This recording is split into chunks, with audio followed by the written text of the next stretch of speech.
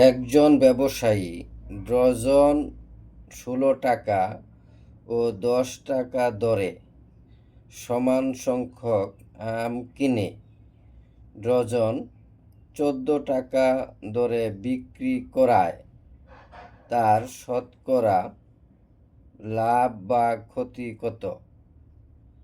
Dozen ১৬ টাকা ও ১০ টাকা দরে কিনছে, তাহলে ডজন ১৬ টাকা ও ১০ টাকা দরে আম কিনেছে এবং বিক্রি করেছে ডজন ১৪ টাকা দরে। এখন শতকরা লাভ বা ক্ষতি কত?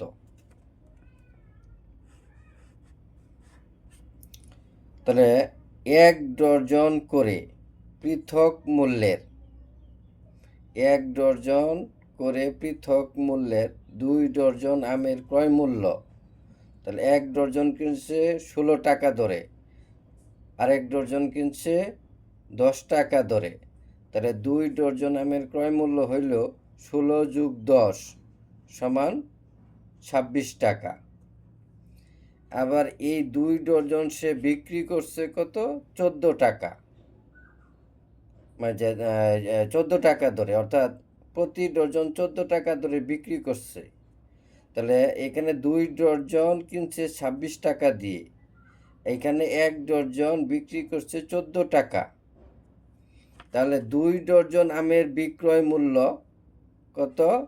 ১৪ গুণ ২ সমান ২৮ টাকা। অর্থাৎ এখানে ২ ডজন অর্থাৎ ১ ডজন ১৬ টাকা দরে কিনেছে, আরেক ডজন ১০ টাকা দরে কিনেছে, অর্থাৎ ২ ডজন আমের ক্রয় মূল্য হলো ২৬ টাকা।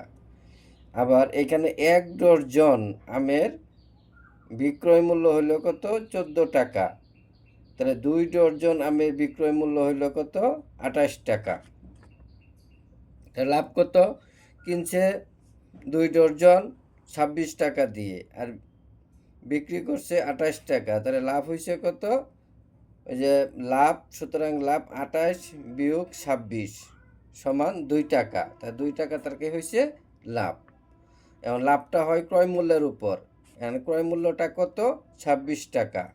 লাভ হবে, লাভ বা ক্ষতি যাই হোক সেটা ক্রয় মূল্যের উপর হবে। তাহলে আমরা লিখতে পারি যে ২৬ টাকায় লাভ হয় ২ টাকা, সুতরাং ১ টাকায় লাভ হয় কম ২৬ ভাগের ২, এবং ১০০ টাকায় লাভ হয়, ১০০ টাকায় লাভ হয় বেশি, তাহলে উপরে গুণ হবে ২ গুণ ১০০ বাই ২৬।